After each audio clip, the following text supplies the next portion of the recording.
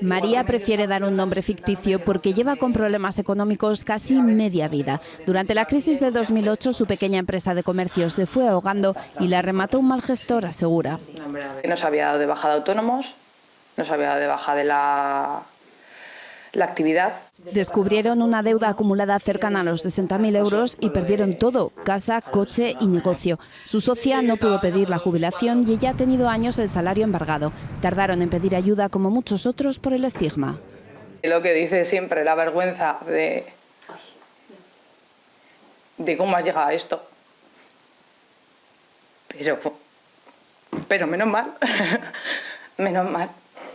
El año pasado se decidieron a consultar en UPTA, la Asociación de Autónomos. Han firmado un convenio con el Gobierno de Aragón para asesorarles sobre la ley de segunda oportunidad que libera a profesionales de parte de las deudas. Nosotros hacemos toda la parte previa de la recogida de información, toda la parte previa de la viabilidad del procedimiento o no. Si por lo que sea o por la situación tienen que acudir al concurso de acreedores de persona física, es decir, a la ley de la segunda oportunidad, entonces ya los ponemos con toda la información en manos de profesionales. En 3 meses de convenio han exonerado más de 600.000 euros y con los casos en trámite esperan superar los 2 millones. Calculan que puede llegar a haber 10.000 aragoneses que arrastran deudas y les animan a informarse.